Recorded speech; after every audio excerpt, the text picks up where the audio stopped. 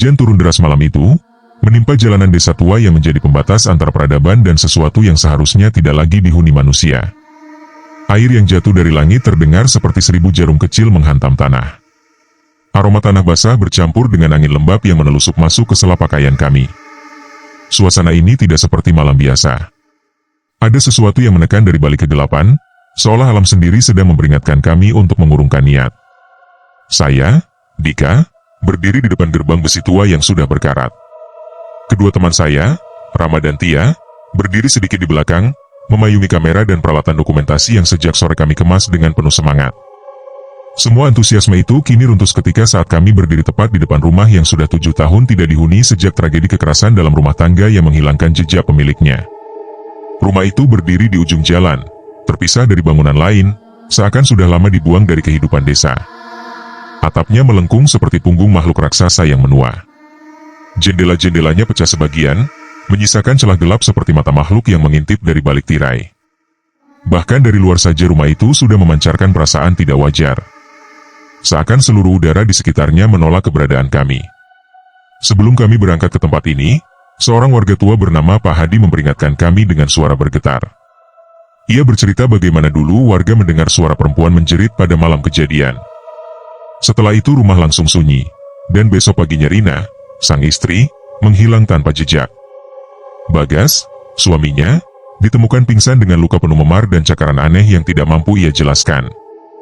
Bagas dirawat di rumah sakit jiwa dan tidak pernah kembali ke desa. Ucapan Pak Hadi terus terngiang di telinga kami sepanjang perjalanan menuju rumah ini. Jangan bermalam di sana. Karena apapun itu, dia masih berjalan di dalam. Tapi justru kalimat itulah yang mendorong kami untuk merekam. Kami membuat dokumenter tentang rumah terbengkalai, dan kisah ini merupakan yang paling mencolok, paling misterius, dan paling berbahaya. Kami datang bukan untuk mencari bahaya, tapi untuk menemukan kebenaran. Namun begitu kami berdiri tepat di depan rumah itu, saya merasakan sesuatu yang tidak saya rasakan di tempat terbengkalai manapun sebelumnya. Ada hawa dingin yang tidak mengikuti logika cuaca. Bahkan hujan deras tidak sedingin ini. Ini dingin yang lain, dingin yang menempel di tulang, membuat tubuh kaku, membuat pikiran tersentuh rasa takut yang tidak bisa dijelaskan. Rama maju paling dulu, menembakkan senter ke pintu utama. Kayu pintu itu menghitam, bukan semata karena usia, tapi seperti pernah terbakar lalu dipadamkan paksa. Ada bekas goresan panjang di tengahnya, seperti dicakar dengan kuat oleh tangan yang putus asa. Ini terlihat nyata. Terlalu nyata.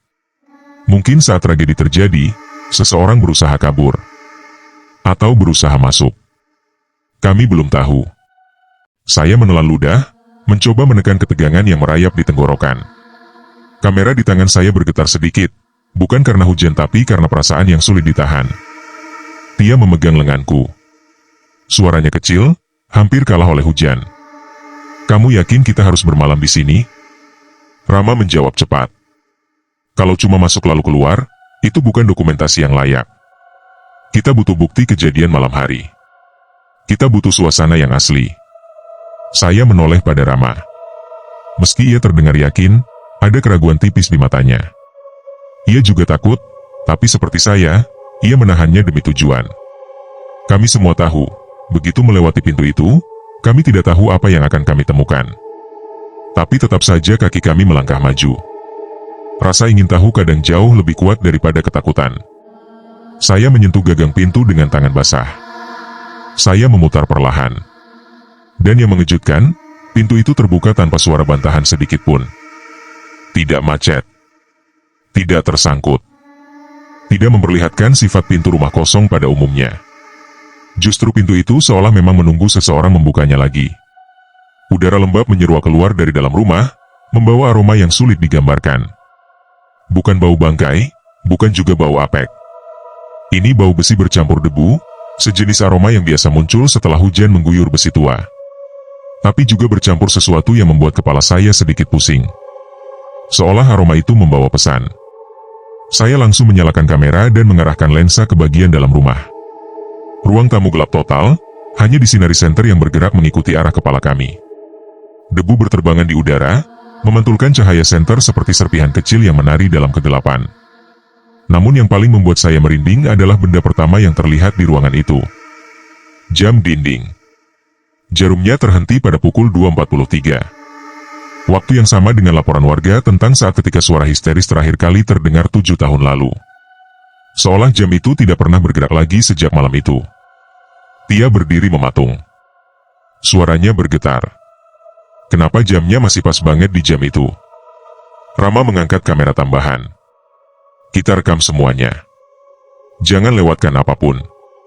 Kami melangkah masuk, meninggalkan hujan yang masih mengguyur di luar. Begitu kaki kami menginjak lantai dalam rumah itu, suara hujan mendadak terasa lebih jauh, seperti diredam oleh dinding-dinding tebal yang tidak ingin membiarkan dunia luar ikut campur. Ruang tamu penuh dengan sisa perabot yang terbalik. Kursi tersandar tidak wajar. Meja terlempar ke sudut ruangan. Gelas pecah berserakan. Semua tampak seperti ada perkelahian hebat yang berakhir tragis. Tapi tidak ada tanda siapapun yang berusaha merapikannya selama bertahun-tahun. Semua dibiarkan seperti malam kejadian. Kami berjalan perlahan menuju lorong kecil di sisi kanan rumah. Suara tetesan air dari atap bocor mengisi kesunyian. Setiap langkah kami menimbulkan gema tipis, seperti rumah itu terlalu besar untuk 3 orang. Di lorong itu terdapat 3 pintu. 2 pintu terbuka, 1 tertutup rapat. Yang tertutup berada di ujung lorong. Pintu itu seluruhnya gelap, seperti tidak memantulkan cahaya senter. Tidak ada tanda-tanda pernah dibuka sejak bertahun-tahun. Justru seperti menunggu seseorang mengetuknya. Tia menelan ludah. Pintu itu kamar utama ya? Saya mengangguk, meskipun jujur saya tidak tahu. Kami akan memeriksanya nanti, ujar Rama. Saya mengarahkan kamera lagi ke ruang tamu. Dan saat itu saya melihat sesuatu yang membuat saya spontan mundur setengah langkah. Di dinding dekat jam, ada bekas tangan. Bukan sekadar noda. Bentuknya jelas. 5 jari lengkap. Tapi warnanya kecoklatan seperti darah yang sudah mengering lama. Bekas itu seakan tertarik dengan keras dari atas ke bawah. Seperti seseorang yang diseret sambil berpegangan di dinding. Napas saya tercekat. Bulu kuduk saya berdiri. Tia dan Rama mendekat. Apa ini sisa kejadian 7 tahun lalu? Gumam Rama. Saya menelan ludah, menatap bekas itu lebih dekat. Saat itulah saya merasa ada sesuatu yang tidak terlihat sedang memperhatikan kami dari balik gelap lorong. Bukan suara. Bukan bayangan. Tapi seperti tatapan yang tidak memiliki mata. Saya mengatur napas, kemudian berkata perlahan. Kita belum terlambat untuk pergi. Namun sebelum Tia sempat menanggapi, terdengar suara samar dari kamar yang tertutup di ujung lorong. Suara ketukan pelan. 1. Kemudian jeda. Kemudian 1 lagi. Seolah seseorang di dalam kamar itu sedang meminta kami untuk mendekat. Saya tidak tahu bahwa malam ini adalah awal dari sesuatu yang tidak pernah bisa kami lupakan. Dan kami belum tahu bahwa dia memang masih di sana. Lorong sempit itu terasa lebih panjang daripada yang sebenarnya. Dinding-dindingnya yang dipenuhi bercak lembab seperti merapat semakin dekat, menekan dari kedua sisi. Suara ketukan dari pintu kamar yang tertutup tadi pelan, hampir seperti suara kuku yang mengetuk kayu. Namun meskipun pelan, suara itu jelas berasal dari balik pintu, dari seseorang atau sesuatu yang terperangkap di dalam sana. Tia spontan meraih lengan saya, jari-jarinya gemetar. Wajahnya pucat seperti tersapu kabut. Mata besarnya menatap pintu itu tanpa berkedip. Saya juga tidak bisa memalingkan pandangan.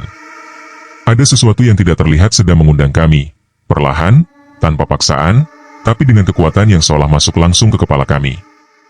Rama justru maju selangkah. Ia mengangkat kamera yang menempel di bahunya, mengarahkan lensa ke pintu. Saya melihat tangannya sedikit bergetar ketika ia menekan tombol zoom. Suara gesekan mekanik kamera terdengar jelas di lorong sunyi itu. Ketukan kembali terdengar. 2 ketukan kali ini. Tidak keras. Tidak panik. Justru seperti irama halus yang diulang agar kami mengerti bahwa pintu itu bukan sekadar pintu lama yang berderit. Sesuatu di balik sana sedang menunggu. Saya menelan ludah, mencoba menenangkan diri. Saya berkata pelan kepada Rama. Jangan dekat dulu. Kita harus lihat dulu lingkungan sekitarnya. Rama menjawab tanpa menoleh. Kalau kita lewatkan ini, kita kehilangan bukti yang paling penting. Dia benar. Secara profesional itu benar. Tapi rasa takut saya lebih benar. Ada sesuatu yang salah dari suara ketukan itu. Saya pernah mendengar ketukan orang ketakutan meminta bantuan. Saya juga pernah mendengar ketukan orang yang ingin keluar. Tapi suara ini bukan keduanya. Ini bukan suara meminta pertolongan. Ini suara seseorang yang ingin memastikan kami mendekat.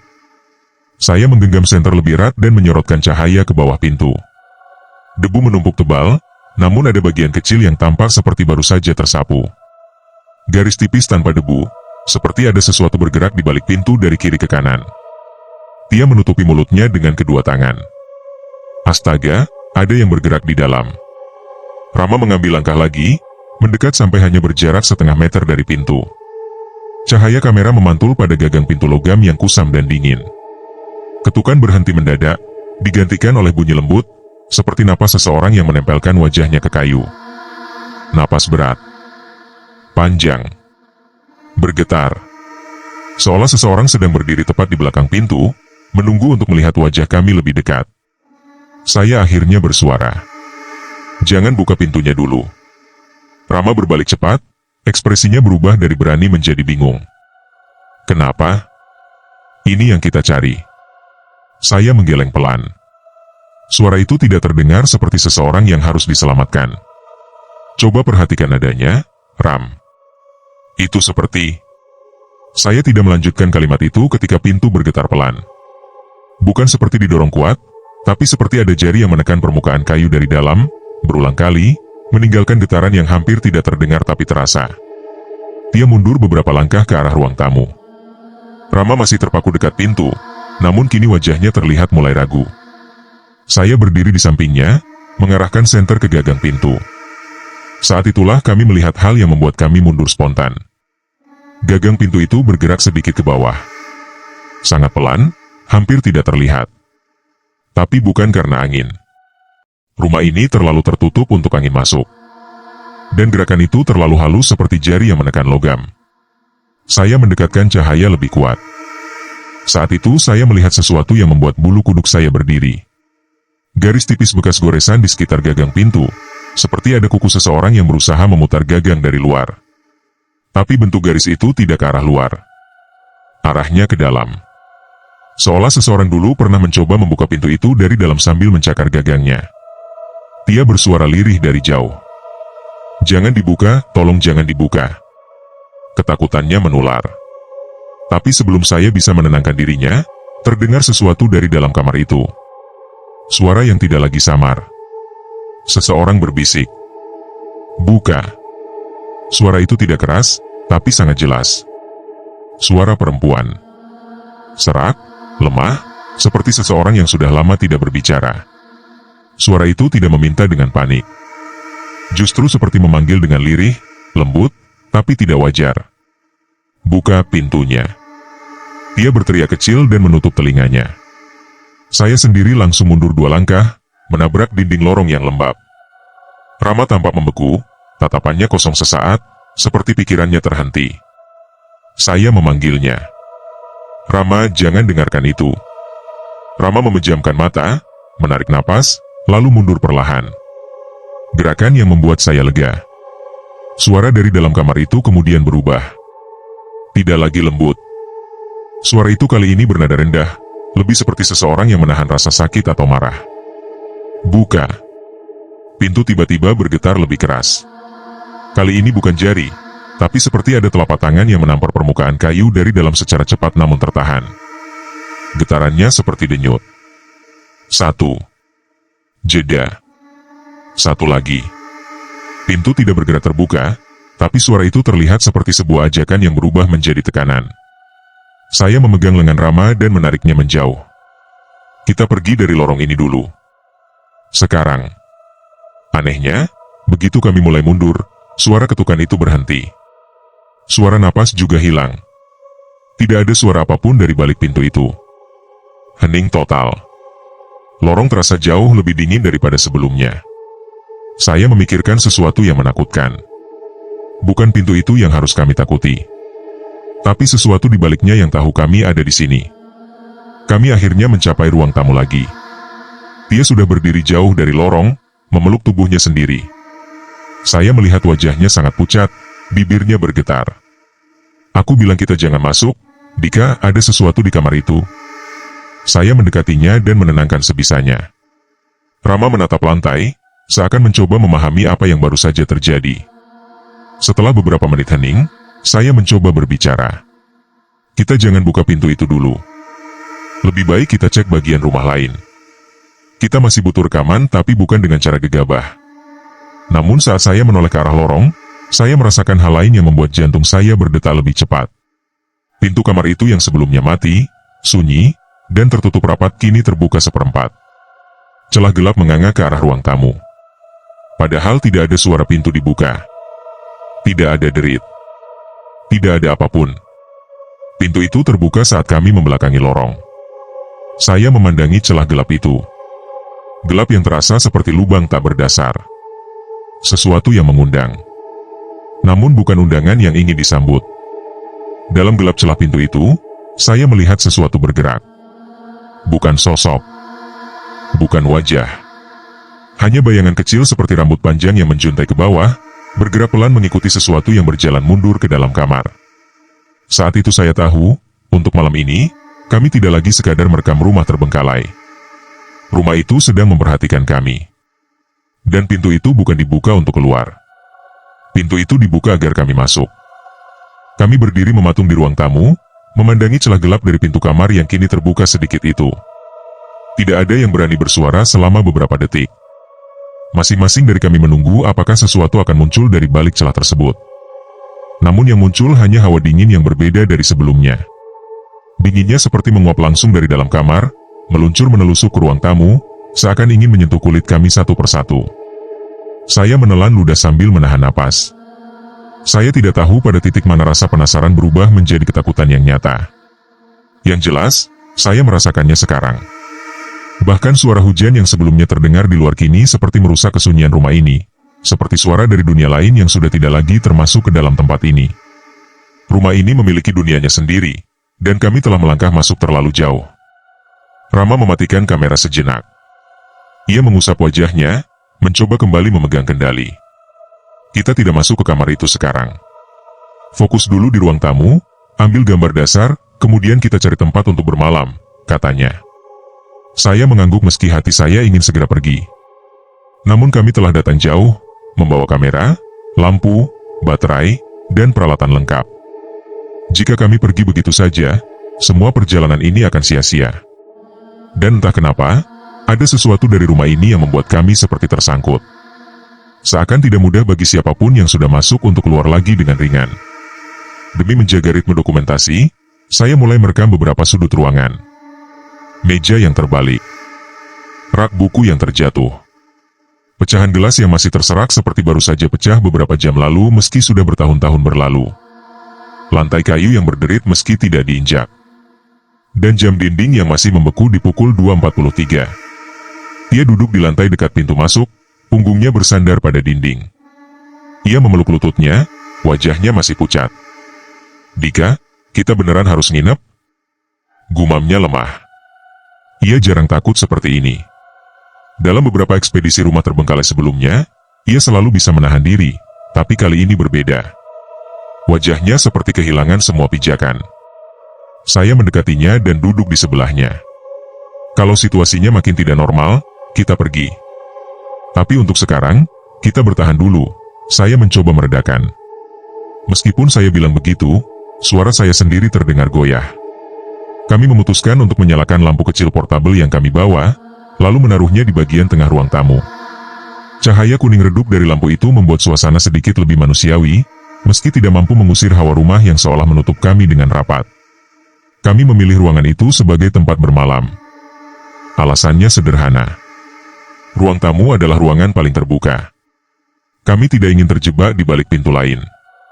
Dan meskipun pintu kamar di lorong membuat kami gelisah, setidaknya kami bisa memantaunya dari sini. Rama mengeluarkan tripod dan menaruh kamera yang akan merekam otomatis semalaman. Kamera itu diarahkan ke lorong. Saya melihat lampu indikator merah menyala. Rekaman dimulai. Tidak ada yang bicara lagi. Beberapa menit berlalu. Kami masih duduk diam tanpa suara. Sampai akhirnya, sesuatu terjadi. Kursi di sudut ruangan bergeser sedikit. Sangat pelan. seperti diseret oleh seseorang yang sedang duduk di atasnya. Suara kayunya yang menggesek lantai terdengar jelas, meskipun hanya bergeser beberapa sentimeter. Saya dan Rama saling menatap. "Kamu dengar itu?" tanya saya. Rama mengangguk perlahan. "Itu bukan angin," jawabnya. Dia memejamkan mata sejenak, lalu menatap sudut ruangan itu. Tidak ada siapapun di sana. Kursi itu tampak tidak bergerak lagi. Beberapa detik setelah itu, pintu dapur yang tadinya tertutup setengah kini berayun perlahan. Ayunan itu sangat pelan, seperti seseorang mendorongnya dengan 2 jari. Saya mengarahkan senter, dan daun pintu itu berhenti bergerak di tengah ayunannya. Diam. Lalu, perlahan kembali tertutup sedikit, lalu diam lagi. Suara gemerisik kecil terdengar dari balik pintu dapur. Bukan tikus. Bukan hewan. Suara itu terlalu teratur, seperti seseorang berjalan dengan langkah pelan namun pasti. Saya merasakan dada saya mulai sesak. Saat itu terdengar suara lain. Suara seperti seseorang menarik napas berat di tempat yang sangat dekat. Bukan dari dapur. Bukan dari kamar. Dari arah tangga yang menuju lantai atas. Tangga itu gelap gulita, bahkan cahaya lampu portabel tidak mampu mencapai ujungnya. Kami serempak menoleh ke tangga. Di sana tidak ada apapun. Hanya gelap. Gelap pekat yang terasa jauh lebih tebal daripada seharusnya. Lalu suara itu terdengar lagi. Napas dalam. Panjang. Seperti seseorang sedang berdiri di tangga, menatap ke arah kami. Saya mengangkat kamera dan menzoom arah tangga. Tapi lensa kamera tidak menangkap apapun selain kegelapan penuh.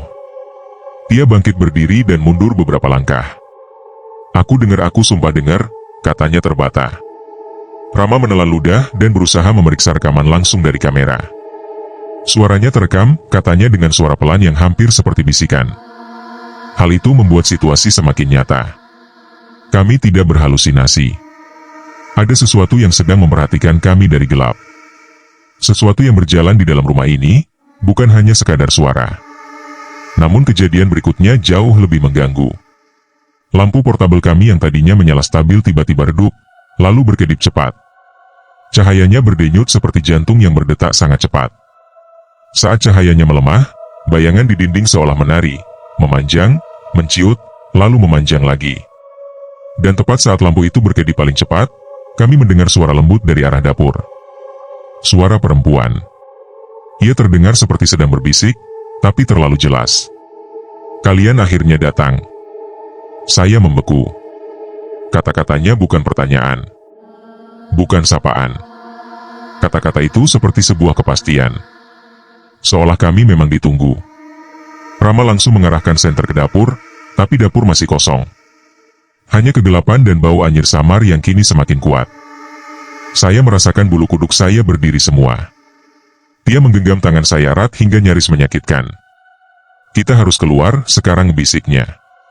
Saya membuka mulut, ingin mengatakan bahwa kita butuh waktu untuk memutuskan. Tapi sebelum satu kata pun keluar, sesuatu terjadi. Jam dinding yang membeku di pukul 2.43. Jam itu yang tidak bergerak sejak 7 tahun lalu. Jam itu yang menjadi saksi tragedi. Jarum menitnya bergerak. 1 detak. Hanya 1. Tapi gerakan itu terdengar seperti seseorang memukul besi di dalam kepala saya. Dia menjerit kecil. Rama memaki pelan sambil mundur. Jam itu lalu diam lagi. Tapi bunyi detak itu cukup untuk menjelaskan satu hal. Ini bukan rumah kosong. Rumah ini bereaksi. Rumah ini sadar kami di sini. Rumah ini hidup. Lalu, dari arah kamar yang terbuka sedikit di lorong, muncul suara baru. Suara langkah kaki. 1 langkah. Jeda. 1 langkah lagi. Langkah itu sangat jelas. Langkah seseorang yang tidak tergesa namun tahu persis kemana ia menuju. Langkah itu bergerak dari dalam kamar. Menuju lorong. Menuju ruang tamu. Menuju kami. Langkah kaki itu tidak datang tergesa. Tidak pula terseret seperti langkah makhluk yang tidak wajar. Justru langkahnya perlahan, beraturan, dan jauh lebih meyakinkan sebagai langkah seorang manusia. Namun itulah yang membuat rumah ini terasa semakin menekan. Karena jika memang itu langkah manusia, Maka siapa yang berjalan di dalam rumah kosong selama 7 tahun ini? Suara langkah perlahan itu terdengar dari balik pintu kamar yang terbuka sedikit. 1 langkah. Jeda. 1 langkah lagi. Lantainya berderit, mengeluarkan bunyi tua yang merambat ke seluruh lorong dan kemudian merambat sampai ke dada saya. Setiap deritnya seperti menyentuh kulit dan merambati tulang. Malam itu saya merasakan bahwa langkah seseorang bisa menjadi suara paling menakutkan di dunia. Dia berdiri paling belakang, merapat ke dinding, tubuhnya bergetar hebat. Mata lebarnya memantulkan cahaya lampu portabel yang kini semakin tidak stabil. Cahaya itu berdenyut seperti jantung ketakutan yang ikut menyaksikan ancaman mendekat. Rama berdiri sedikit di depan saya, menatap lurus ke arah lorong dengan wajah yang entah antara ngeri, terpaku, atau terlalu kaget untuk bereaksi.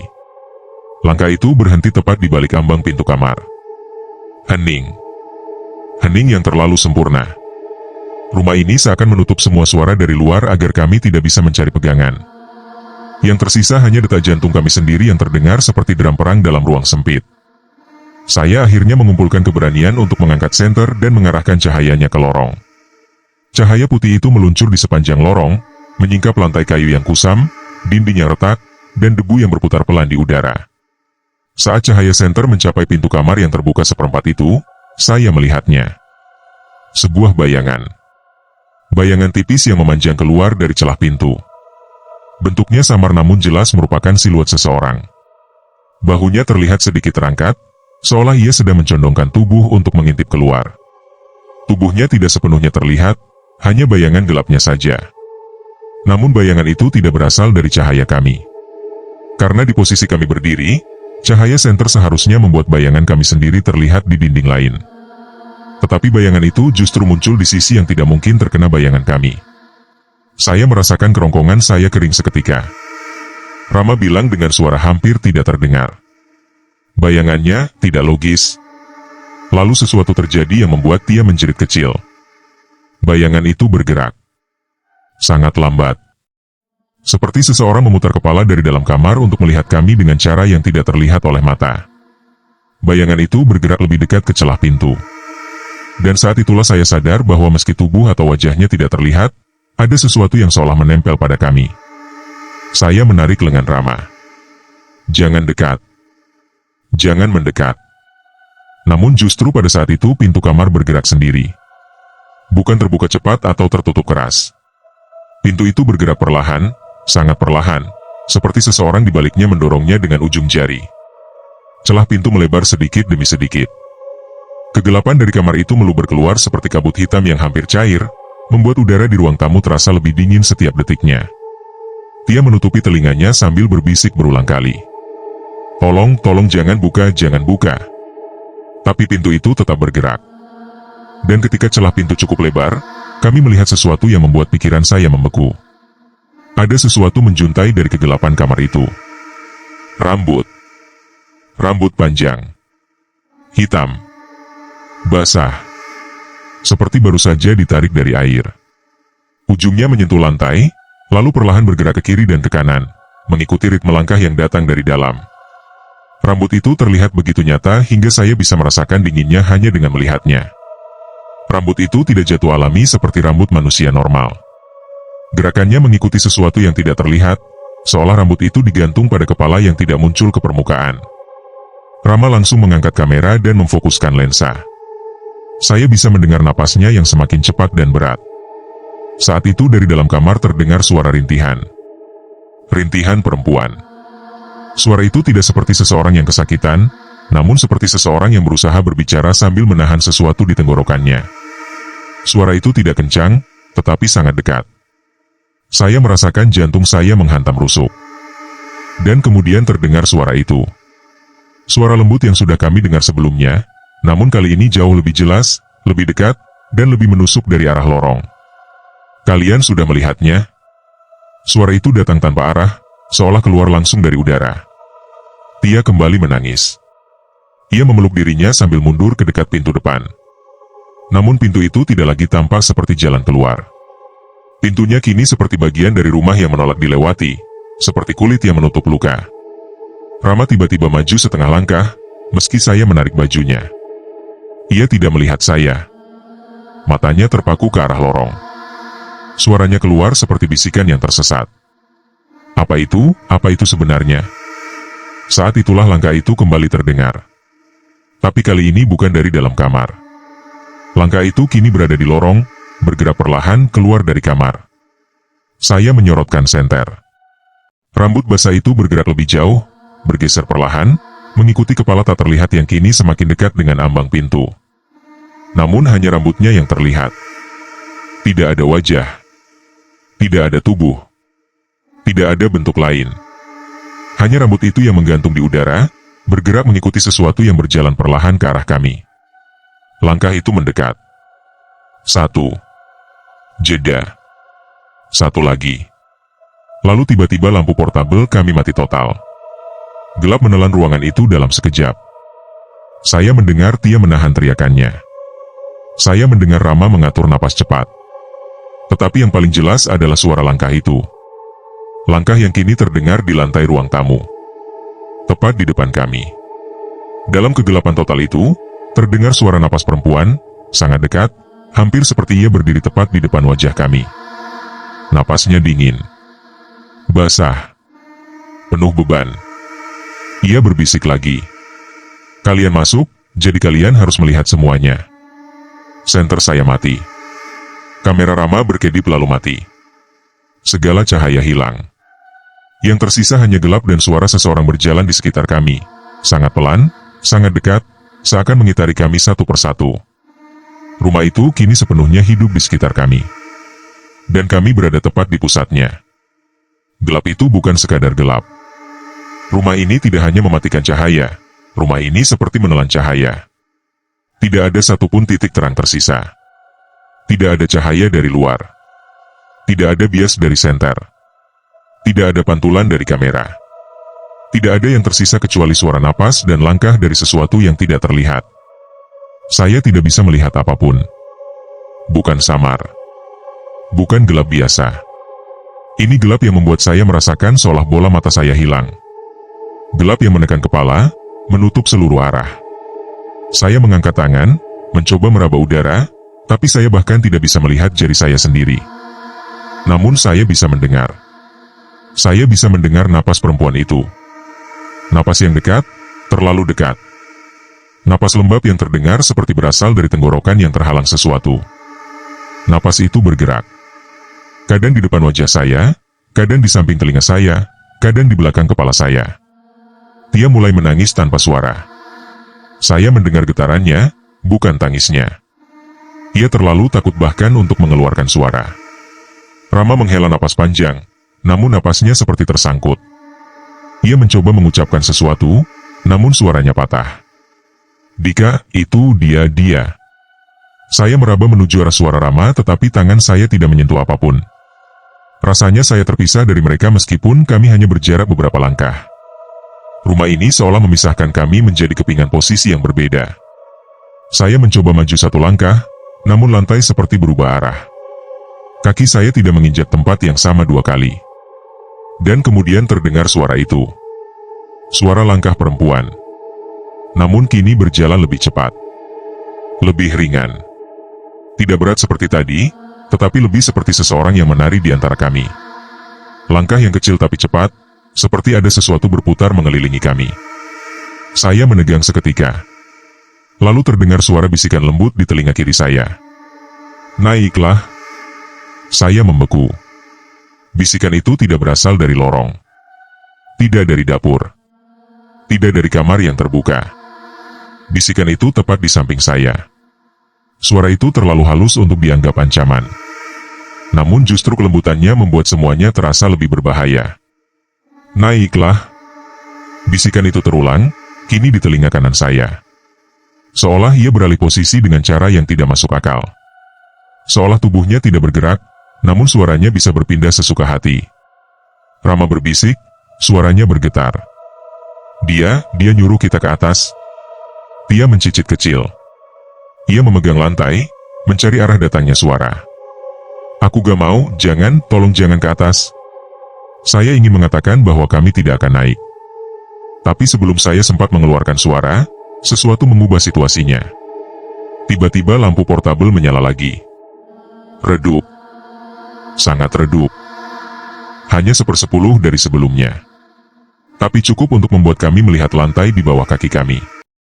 Cukup untuk menunjukkan lorong. Dan cukup untuk membuat kami melihat apa yang kini berdiri di ujung lorong dekat tangga menuju lantai atas. Tidak utuh. Tidak jelas. Tidak seluruhnya terlihat. Tapi sesuatu berdiri di sana.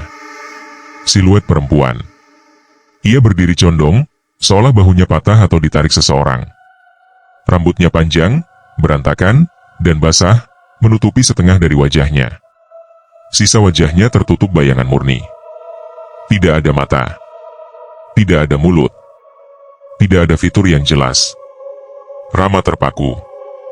Dia langsung menutupi mulutnya agar tidak berteriak. Saya sendiri merasakan tubuh saya mati rasa. Perempuan itu tidak bergerak. Ia berdiri dalam pose yang tidak manusiawi. Kepalanya condong jauh ke samping, seperti seseorang memelintir lehernya terlalu jauh. Dan kemudian ia berbicara. Bukan berbisik. Bukan lembut. Suara itu keluar dari kegelapan seperti udara yang pecah. Naiklah. Lampu portabel berkedip 2 kali lalu mati lagi. Kami kembali tenggelam dalam gelap. Tapi perempuan itu tidak hilang. Ia bergerak. Langkahnya kini cepat. Tidak lagi satu persatu. Langkahnya seperti seseorang merayap di lantai dengan lutut dan tangan. Langkah yang tidak normal, tidak seimbang, dan tidak terdengar seperti milik manusia. Saya merasakan lantai bergetar tipis saat ia bergerak. Saya tidak tahu di mana ia berada.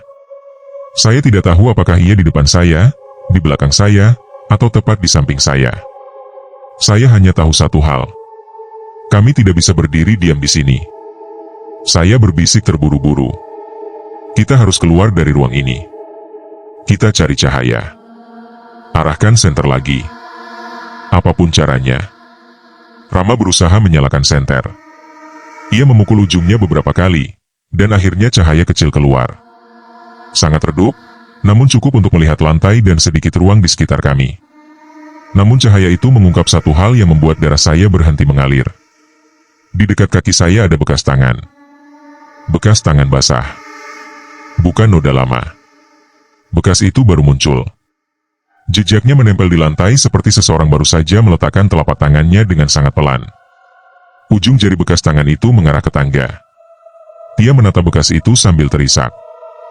Dia nyuruh kita naik. Dika, dia beneran nyuruh kita naik. Saya menelan ludah. Saya ingin menolak gagasan itu. Namun kemudian suara dari atas terdengar. Suara seperti seseorang berjalan ringan. Suara langkah kecil berputar pelan. Suara yang sama seperti yang kami dengar di lorong. Suara yang seakan mengajak kami mendekat. Suara itu berhenti. Dan dari atas terdengar suara lembut yang hampir seperti nyanyian memanggil. Rina. Itu bukan memanggil nama kami. Itu nama istri dalam tragedi 7 tahun lalu. Suara itu memanggil nama dirinya sendiri. Dan itu lebih menakutkan daripada memanggil nama kami. Rama memegang lenganku. Dika, kalau kita tidak naik, dia bakal turun. Saya merasakan keringat dingin menetes di punggung saya. Saya melihat kepada Tia. Ia terisak, namun ia mengangguk kecil, meski ketakutan. Akhirnya saya menatap anak tangga pertama. Cahaya redup senter hanya mampu menerangi 3 anak tangga. Setelah itu, gelap total.